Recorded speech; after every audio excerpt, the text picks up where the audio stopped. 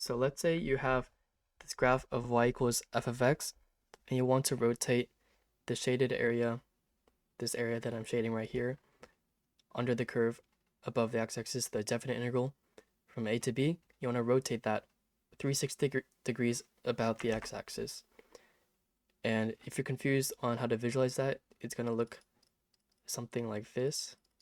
Let me just draw it first.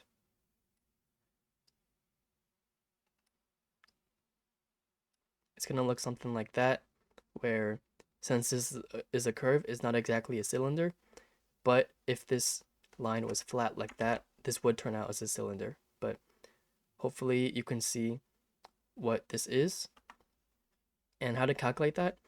The area or the volume of this object, we're actually going to use definite integrals. And normally when you use definite integrals, you're like adding up the sum of the heights using like infinitely small changes in width, as you learn in Riemann sums.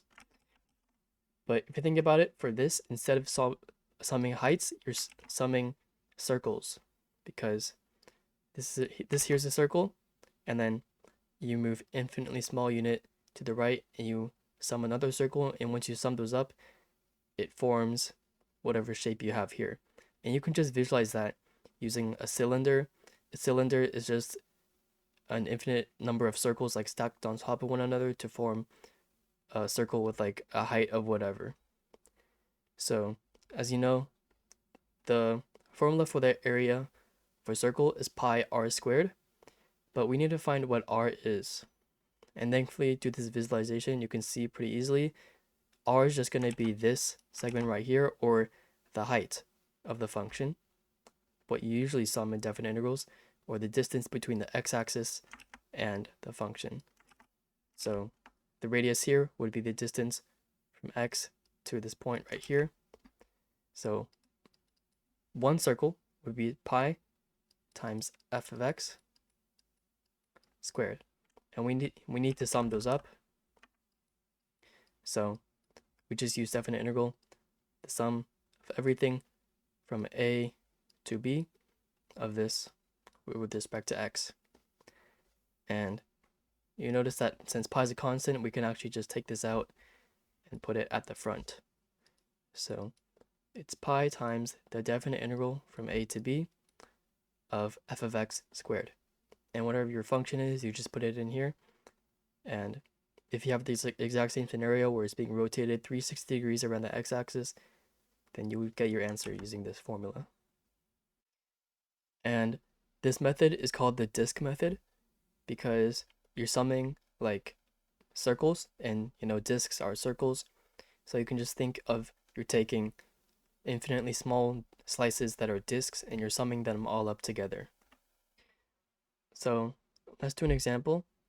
Let's say you have the graph of y equals x squared, and you want to find the volume of the solid formed when you rotate the graph from 0 to 3 above the x-axis up around the x-axis. So it's just going to be this shaded area that you're rotating. And let's draw to visualize what it's going to look like. It's going to look something like that. It's not a very good drawing, but you can see what it's going to look like. And we can just use the formula we discovered earlier. So pi times the definite integral from 0 to 3, because those are our bounds, of f of x, which is our y, squared. So x to the 4 dx. And now you can plug this into your calculator or use the fundamental theorem of calculus. It depends what you're allowed to do on the test or on the homework, but you should get around 153 units cubed. And also, depending on what your teacher wants, sometimes you do have to write the units cubed, but sometimes they don't want you to write this unit cubed. So depending on what your teacher wants, either write 153 or 153 units cubed. But 153 whatever should be your final answer. And now let's do another example. And this one is kind of different, but let's say you have the graph of y equals 3x and you want to find the volume of the solid formed when you take the area between 1 and 4, between the graph of y equals 3x and y equals -1.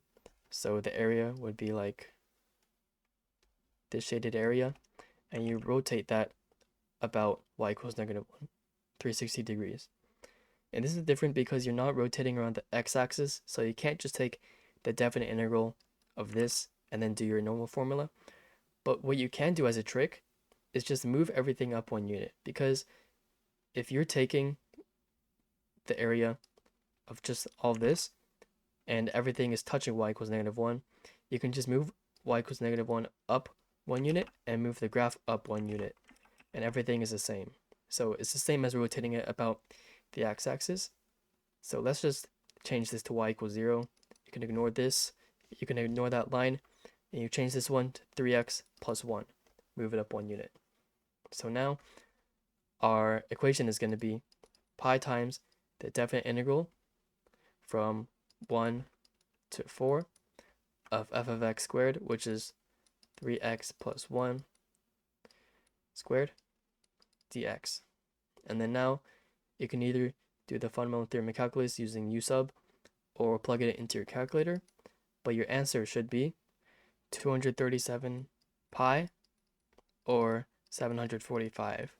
And again, write unit squared if your teacher wants it or not, but this should be your final answer. Now, let's get into some practice problems. If you think you know how to do this one, then pause the video and try it. This one says find the volume of the solid formed when y equals square root of x for x is from 0 to 4 is revolved through 2 pi by the x-axis. And 2 pi radians is just 360 degrees, so that's just what we've been doing this whole time. So I don't think I need to draw the graph. Y equals square root of x is just the inverse of y equals x squared, but we can just use the formula we have. It's pi times the definite integral from 0 to 4. No, not pi, 4, because that's our domain of f of x squared. This is square root of x squared, which is just going to be x. And again, you can plug this into your calculator or use the fundamental theorem of calculus. I'll show you how to use the fundamental theorem of calculus on this one, just to go through every step. So it's going to be pi times, this is power rule, so x squared over 2 from 0 to 4, and that's pi times 4 squared over 2. 4 squared is 16, divided by 2 is 8, so 8 pi, unit squared if you need it. That's our final answer, 8 pi. Now, let's do another practice problem. If you think you know how to do this one, then pause the video and try it. This one says find the volume of the solid formed when y equals square root of x minus 2 for x is from 2 to 11 is revolved through 2 pi about the y-axis. And this one is different from all the ones we've done so far because instead of rotating it about the x-axis, we're rotating it about the y-axis. So if you just visualize it on the graph, instead of our shape being like whatever this, like that, it's going to be upright instead of on its side, and the bounds, instead of being our x values, are going to be y values, and the radius, instead of being the heights or what our y is going to be what our x is, or like the width. So now we have to rewrite this in terms of x, or x in terms of y, whatever. So y squared plus 2, that's just rewritten, and this is the function that we're going to use because again, x is what the radius of our circle is, and this is our function, and our function is the radius. So plug it into the formula, pi times the definite integral of our bounds, but again, our bounds have to be the y values because the shape is upright and the top and bottom are our bounds. So we have to find the y values for these endpoints of our x values. So when x is 2, y is 0. When x is 11, y is 3. And then now we put our formula or our function into the formula, and this is what we get. And you can plug this into your calculator or use the fundamental theorem of calculus. by factoring this out, but you should get 483 pi over 5 units cubed. Again, if your teacher needs it, but that should be your final answer. And if this process confuses you, you can just do a little trick. Instead of just converting everything like I did, you can convert it in a different way.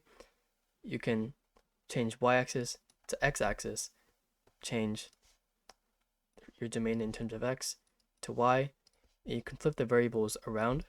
So instead of y equals square root of x minus 2, is x equals square root of y minus 2. So essentially what you do is just flip the x and y and everything you have. And then now it's just regular revolving about the y-axis, but now it's just the same steps I took. You need to rewrite this now in terms of y equals, and you need to find your x values for your y range. But yeah, your final answer should be 483 pi over 5 units cubed. Now, let's do one last practice problem. If you think you know how to do this one, then pause the video and try it. This one says find the volume of the solid formed when y equals x cubed plus 3, where x is from 0 to 2, is revolved through 2 pi about y equals 1. And we already kind of did a similar example, where instead of this being the x-axis, it's y equals 1, so a straight line like this. But what we can do is just move everything down 1 unit. So y equals 1 becomes y equals 0, or the x-axis. And our bounds don't change because that's our x. But instead of y equals x cubed plus 3, we move it down 1, it's x cubed plus 2. So now, just put everything into the formula. So pi times the definite integral from 0 to 2 of x cubed plus 2 squared dx. And again, you can either plug this into a calculator or integrate this using the fundamental theorem of calculus and just factoring this out. But your final answer should be 296 pi over 7. And units cubed if your teacher needs it. If it doesn't, then don't write it. But this should be your final answer for this problem. So everything that I explained in this video and all the problems that I went through should give you a really good introduction to solids of revolution and using the disk method. If you learned something from this video or if you enjoyed it, then please consider liking and subscribing.